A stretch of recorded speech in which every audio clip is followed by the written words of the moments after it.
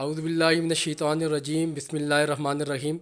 नाज़रीन, मैं हूं दिलदार मसद्दी और आप देख रहे हैं SMTV।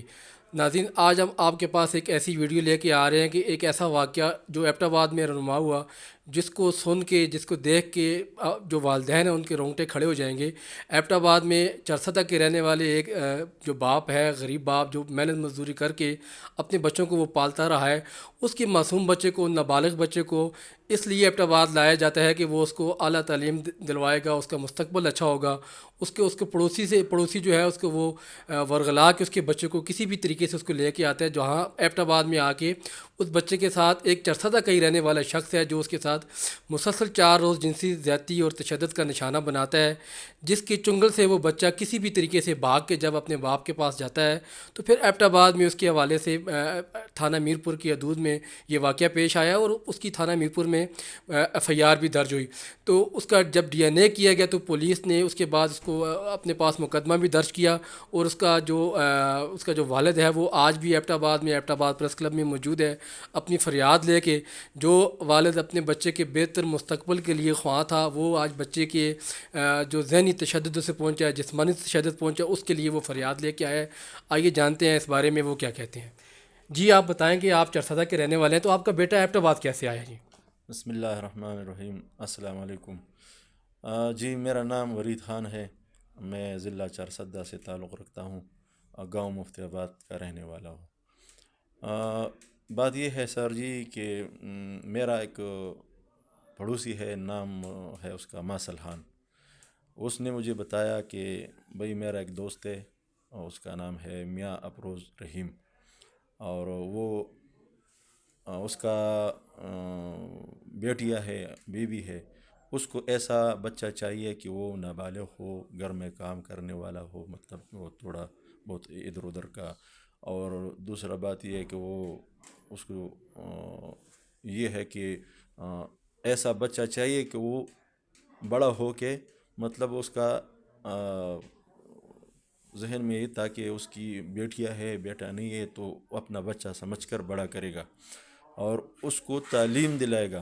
क्या मतलब इंग्लिश मीडियम में तालीम कराएगा, जितना खर्चाएगा साल का वो सब कुछ वो मियाँ अफरोज़ बर्दाश्त करेगा।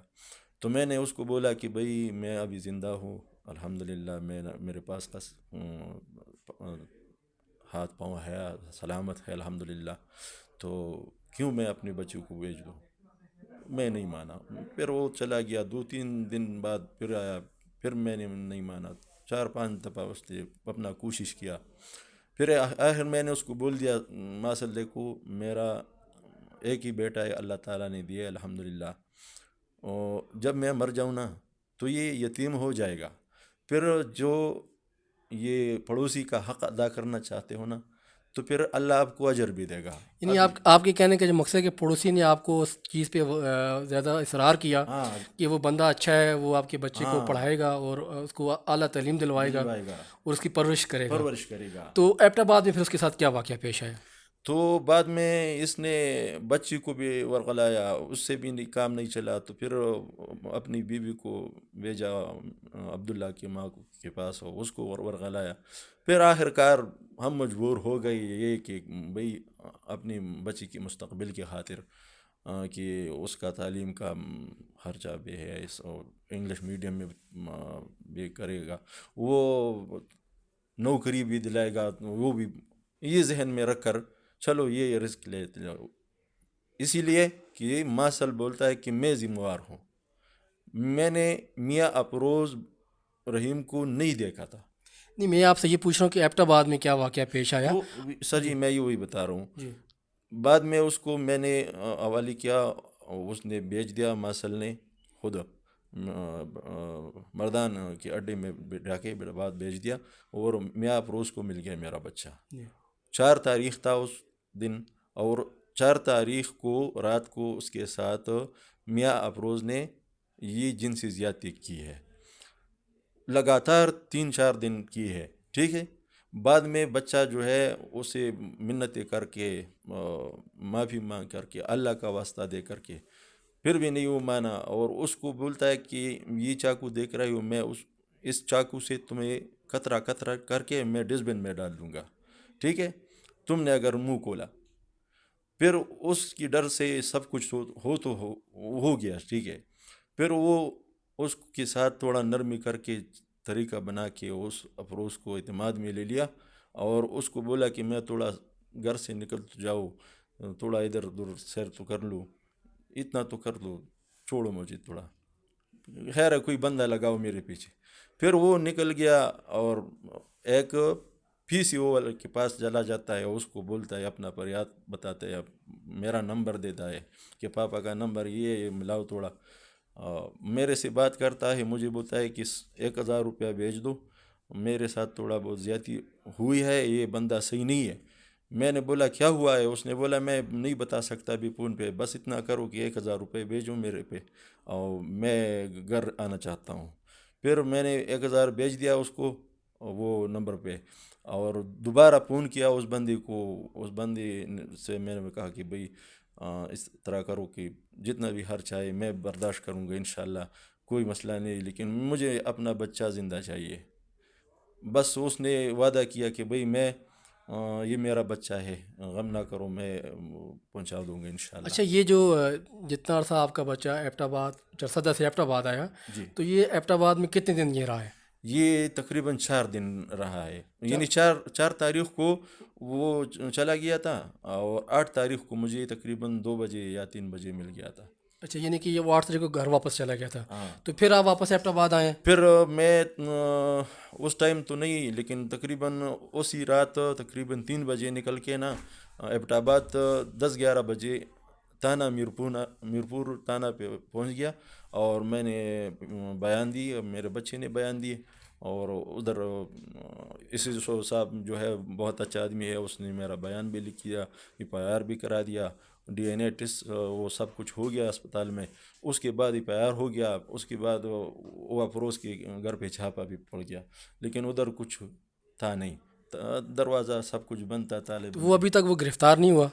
وہ تو 1 مہینہ ہو گیا, بس گرفتار تو نہیں ہوا, لیکن BBA کے لیے وہ آج کل ادھر PCP کورٹ میں جو درخواست دیا ہے. تو میں بس یہ چاہتا ہوں سر جی کہ میرے جو حکمران ہے, میرے جو باوسوق جو لوگ ہیں, میں اپیل کرتا ہوں سب سے کہ میں بہت غریب آدمی ہوں, اتنا غریب آدمی ہوں, یقین کرو کہ ایک وقت ملتا ہے ایک وقت نہیں ملتا, پھر بھی لیکن میں نے کبھی ہاتھ نہیں پھیلائے, اپنا محنت مزدوری کر کے اپنے ضلع 4 میں سب میں مجھے جانتے ہیں میں کیا کام کرتا ہوں, الحمدللہ حلال کا روزی کماتا تھا. ٹھیک ہے جی, بس یہی درخواست ہے, اپیل ہے کہ میرے بچے کے ساتھ تو ہو گیا, ٹھیک ہے, بس یہ اپیل کرنا چاہتا ہوں کہ اور کسی بچے کے ساتھ یہ نہ ہو, اور کسی باپ کا دل آزاری نہ ہو, اور کسی ماں کی دل آزاری نہ ہو. یہ ہمارا ملک ہے, اس ملک کا کیا ہوگا؟ بس یہ درخواست ہے, میرے ساتھ انصاف ہو جائے بس. میرے ساتھ یہ مقدمہ جو ہے یہ میرے بس کا کام تو ہے نہیں, وہ تو پیسے والا آدمی ہے, اپنا پیسہ چلائے گا, اپنے آپ کو بچا بھی لے گا, لیکن میرا کیا ہوگا, میرے بچے کا کیا ہوگا؟ مستقبل تو ہمارا تباہ ہو گیا نا. تو میں چاہتا ہوں, اپیل کرتا ہوں یہ حکمرانوں سے, میں خیبر پختونخوا سے وزیر اعلیٰ صاحب سے, ایبٹ آباد کی DPO صاحب جو ہے بہت اچھے آدمی ہے الحمدللہ, اس نے میرے ساتھ بہت تعاون کیا ہے. وہ دوسرا میرا میرویس صاحب جو ہے DIG صاحب, اس نے بہت انشاءاللہ میرے ساتھ تعاون کیا ہے. اور میرپور تانے کا جو SHO صاحب ہے, انویسٹیگیشن افسر ہے, اس سب نے میرے ساتھ بہت اچھا تعاون کیا الحمدللہ, میں ان سے بہت خوش ہوں. لیکن میں بس یہی چاہتا ہوں کہ پھر کسی بچے کے ساتھ یہ ظلم نہ کرے. کوئی غریبی کوئی گناہ تو نہیں ہے نا, کیا میں اس ملک میں میرا کوئی حق نہیں, غریب ہونا کوئی گناہ ہے؟ غریب کے ساتھ یہ ہوگا, یہ تو نہیں ہونا چاہیے نا. بس اللہ کرے کہ بس ہمارے ملک کا یہ نظام ٹھیک ہو جائے, اور بس اپیل ہے کہ مجھے انصاف مل جائے. انصاف کے لیے آیا ہوں, غریب آدمی ہوں, میرے پاس کوئی پیسے نہیں ہے, وکیل کا کوئی نہیں ہے, میں سمجھ نہیں رہا ہوں کہ انصاف کیسے ملے گا مجھے.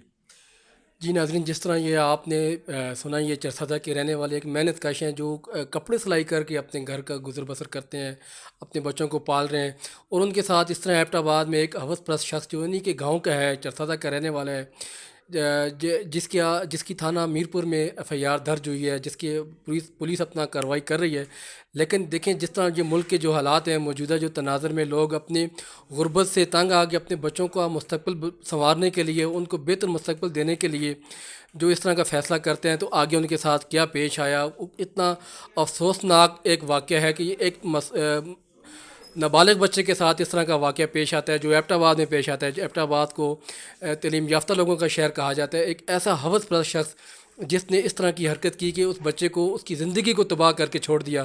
میں اپنے والدین، جو بچوں کے والدین جو، ان کو میں یہی اپیل کروں گا کہ اپنے بچوں کی تربیت میں، ان کی پرورش میں کبھی بھی اس طرح کا اعتماد نہ کریں۔ ایک پڑوسی نے ان کے بچے کی زندگی تباہ کر دی، جس نے ان کو ورغلا کے اس حال تک پہنچا دیا کہ اس کی زندگی اور اس کے مستقبل کو داؤ پر لگا دیا۔ تو اسی طرح کی مزید کسی نئی ویڈیو کے ساتھ آئیں گے، تب تک کے لیے اللہ حافظ۔